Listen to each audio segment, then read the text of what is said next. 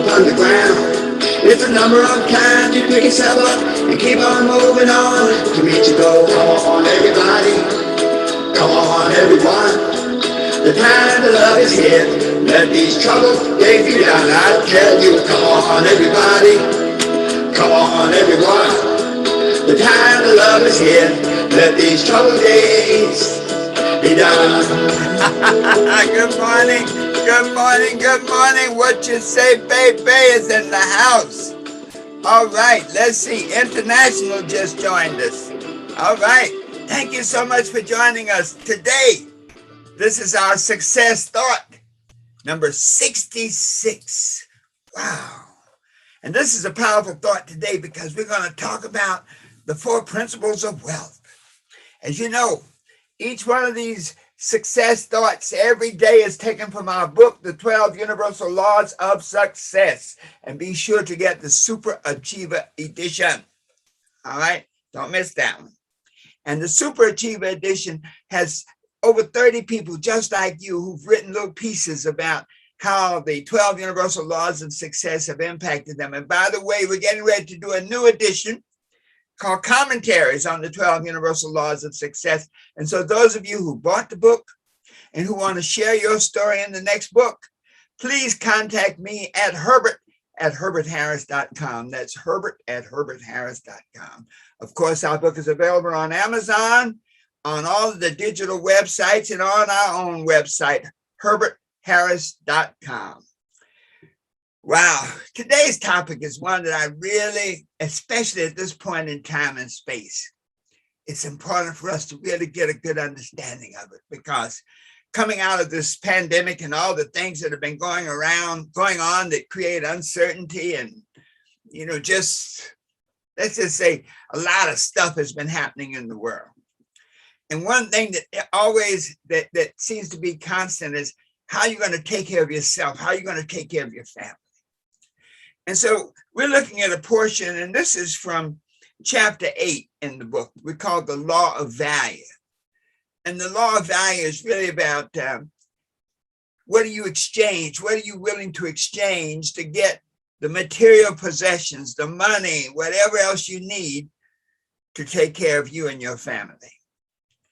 And so this idea of the law of value, I'll give you just a little scriptural reference, and we're not saying this out of a scriptural portion, but just, it says this: give not that which is holy unto the dogs, neither cast your pearls before swine.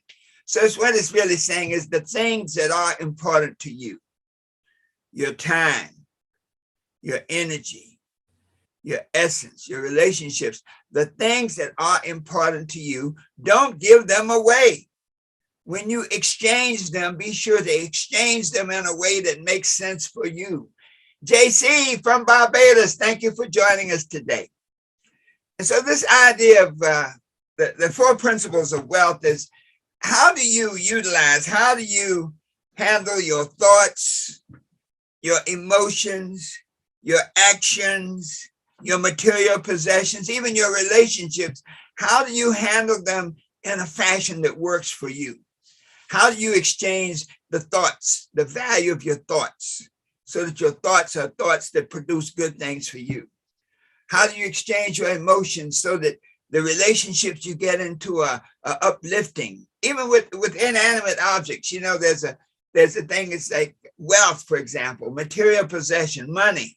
Money is an awesome servant, but a terrible master. And so how do you look at that? How do you look at that so that the money can work for you instead of you working for it? And so it all comes down to exchanging the things that are important to you for things that are also important to you. And so that is what the law of value is about. So let's look at these 4 principles of wealth. The first principle of wealth is the earning principle. And one thing to always remember, that all wealth is created in the mind. The job is just a facility, a medium to transform the things in your mind into material possessions, money, that you need. So all wealth is created in your mind, and the earning principle covers the exchange of value required to create sufficient income to meet your needs? How do you exchange your thoughts, your time, your emotions, your relationships to create the money, the things that you need to take care of you and your family? That's a huge piece, folks. So the earning principle says this, that you have to earn as much as you can in a way that is satisfactory and hopefully pleasing to you, that is fair to all involved. See, one of the challenges about working for somebody else and being a part of somebody else's dream is they don't necessarily pay you what you're worth. They only pay you what you're worth to them.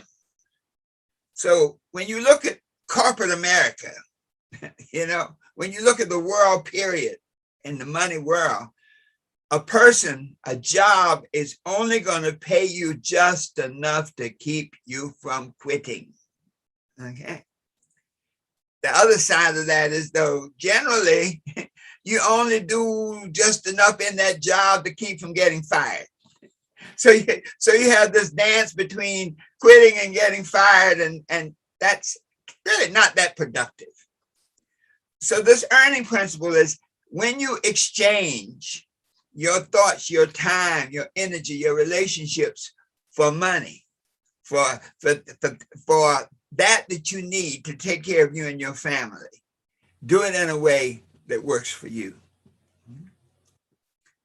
So think about this. To increase your earning, it may not always be the dollars and cents. We can look at the earning principle in terms of accumulating the necessities to go forth and multiply. Welcome, Dr. Mansa Musa. Thank you, Dr. Rogers. And so when we look at this idea, the earning principle, when we look at whatever we're doing to earn money, to earn the things necessary to take care of ourselves and our family, look at it on the broader scale. It may not be just the money. The earning principle may be creating relationships that can be valuable in the future. The earning principle may be creating knowledge and experience that can be valuable in the future. The earning principle may be doing something that you love so much that you're willing to do it forever. So the basic idea is the earning principle is exchange your jewels, your pearls, your time, your energy, your material possessions, your emotions, your relationships, your entire potential, to exchange it for that which is valuable to you. The second principle is the spending principle. Now, I don't even like that term, but that's how it's written, the spending principle. And the spending principle covers the manner in which you spend, circulate, or otherwise dispose of your money. It also deals with how you dispose of or circulate your emotions. It also relates on a bigger scale to how you dispose and circulate your relationships. So the spending principle should really be looked at as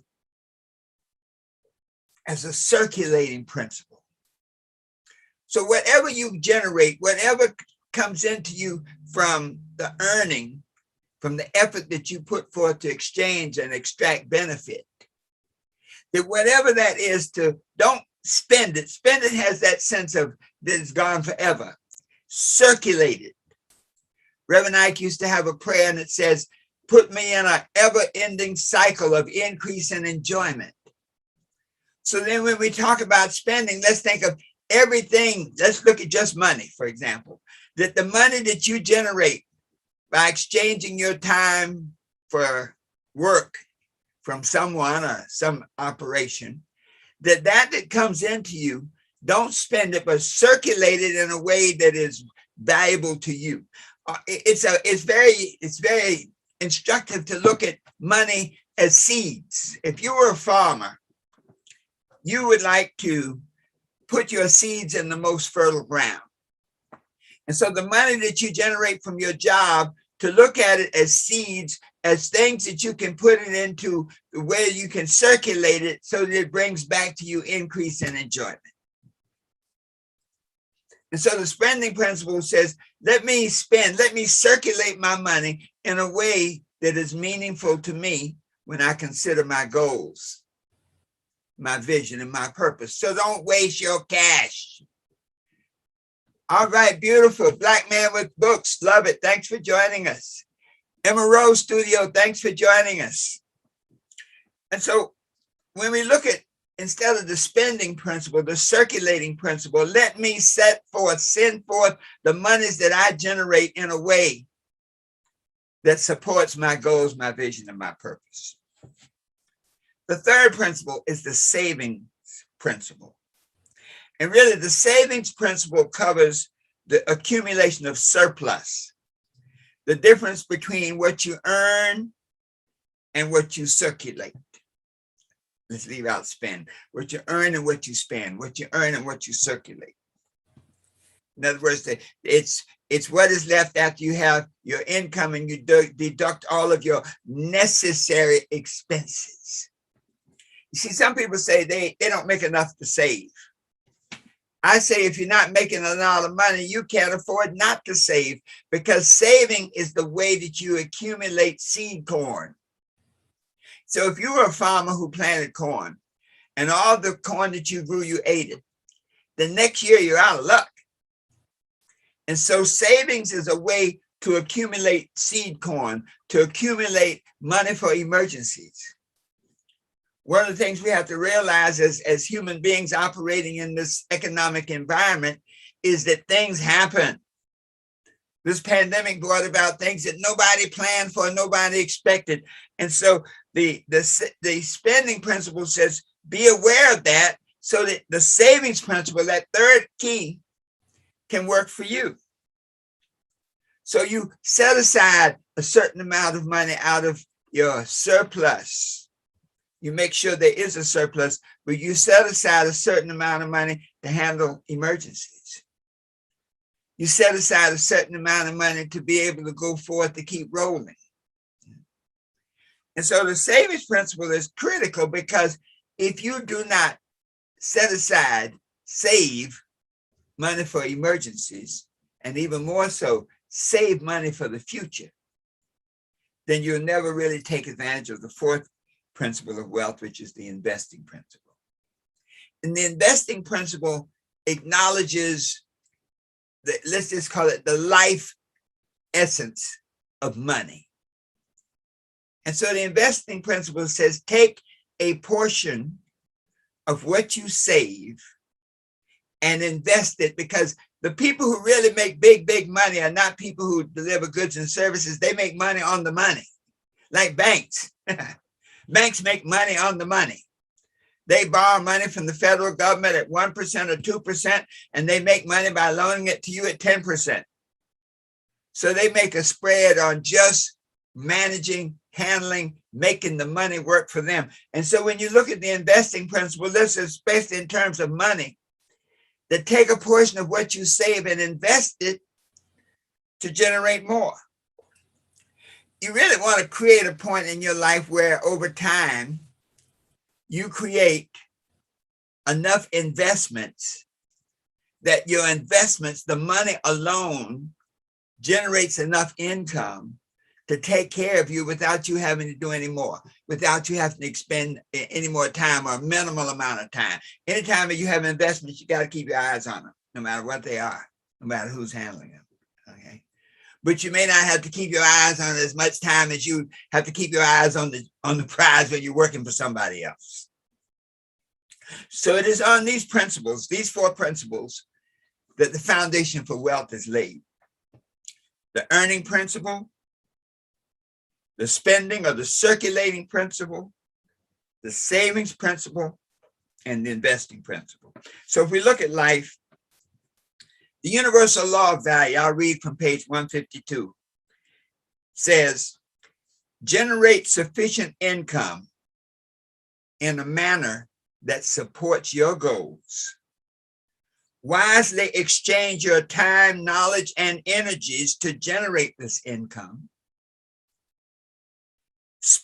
Circulate this income in a manner consistent with your goals, your vision, and your purpose. And use it to empower yourself and others. Pay yourself first as a means to create a surplus. And when we say that, if you're only making $100, always pay yourself first. $1,000, pay yourself. And that means you take care of the things that are necessary to circulate the money properly, to accumulate savings, to put yourself in a position to invest. Put a portion of your savings to work in a self-generating investment, money making money, which itself produces growth and income. In a very simplistic fashion, it says, spend less than you earn, save a portion of what you do not spend, invest a portion of what you save to help you generate more.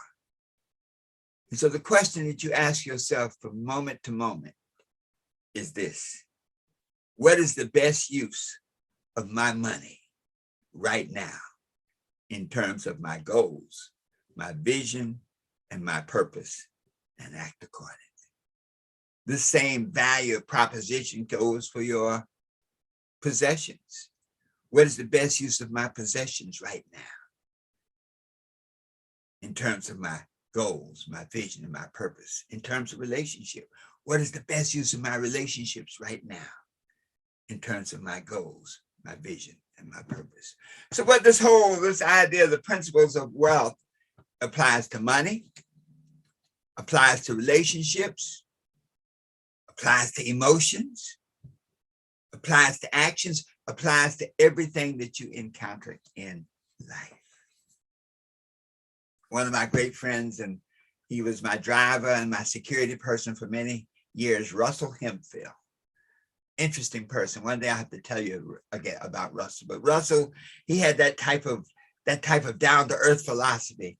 And he said this about life. He said, when your outflow exceeds your income, your upkeep becomes your downfall. I'll say that again. When your outflow exceeds your income, your upkeep becomes your downfall. Hey folks, this has been Dr. Herbert Harris. This has been our teaching, our success thought number 66. The 4 principles of wealth, taken from our book, The 12 Universal Laws of Success. And I invite you who have read the book and whose lives have been impacted by the book to join us in this new commentaries on the 12 Universal Laws of Success, a new book that we're writing. Send me an email, herbert@herbertharris.com, herbert@herbertharris.com, and let me know if you're interested. I'd like to set up an interview and talk to you about it. All right, folks. Once again, this is Dr. Herbert Harris saying, hey, you can be whatever you want to be. You can do whatever you want to do. You can have whatever you want to have. If you believe in you, use the process and keep going and growing. Always knowing that the best is yet to come. And so it is. Singing a song to sing. All right. Makes you kind of wonder why everything seems so bad. So many sad faces gazing into space, waiting for somebody else to make the world a better place. Leave it up to the other man or to another day. If anything goes down, be looking the other way. That's what's happening, folks. But we have to do this. Come on, everyone. The time to love is here. Let these troubled days be done. I tell you, come on, everybody. Come on, everyone. The time to love is here. Let these troubled days be done. Tomorrow morning, same time, every Monday through Saturday at 8 a.m. Eastern Standard Time, live on Instagram, on Facebook, on YouTube. Always, every Monday, 8 a.m., you have an appointment with success.